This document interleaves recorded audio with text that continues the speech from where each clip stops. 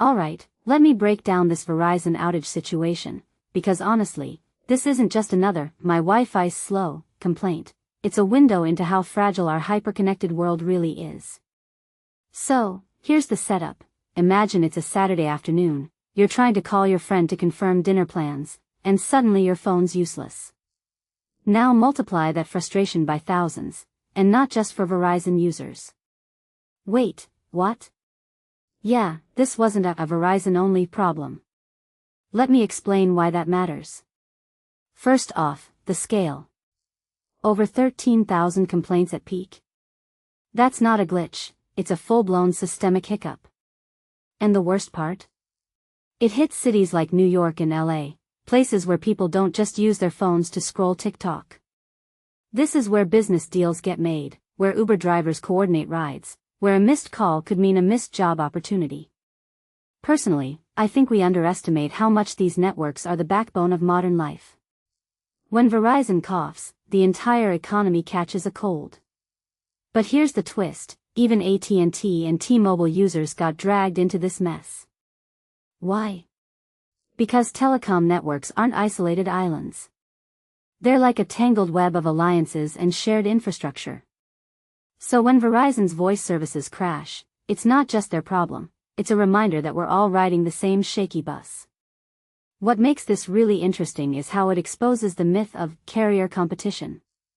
Sure, you can switch providers, but if they're all running on the same brittle framework, are you really getting choice, or just different flavors of the same ice cream?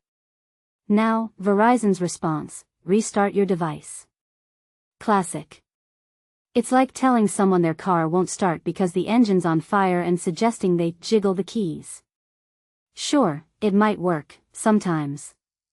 But in 2025, shouldn't companies have better solutions than digital voodoo? In my opinion, this highlights a bigger issue. Telecoms treat outages like minor inconveniences, not the critical infrastructure failures they are. Imagine a power company saying, "Just flip the breaker," during a blackout. No one would accept that, so why do we shrug at it here? And let's talk about transparency. Verizon didn't even explain why the outage happened. "We're making progress" is corporate speak for, we don't want to admit how unprepared we are. From my perspective, this silence is almost more alarming than the outage itself. If companies won't be honest about vulnerabilities, how can we trust them to fix them? It's like a doctor saying, "Your leg's broken, but don't worry, we'll just wrap it tighter." No details, no accountability. But here's the deeper layer. This wasn't just a tech fail, it was a social experiment in disguise.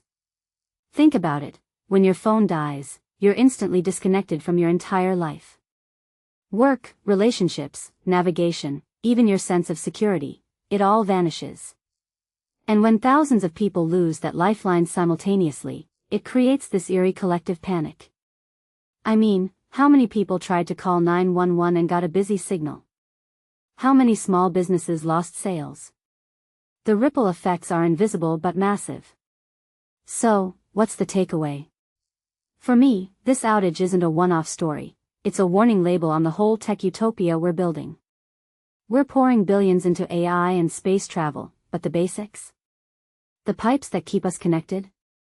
They're still held together by duct tape and optimism. If you take a step back and think about it, maybe the real question isn't why did Verizon crash? Maybe it's, why haven't they all crashed yet? And more importantly, what happens when they do? What's your take? Do you think telecom companies deserve stricter regulations after incidents like this? Or are we just doomed to keep hitting refresh on a broken system?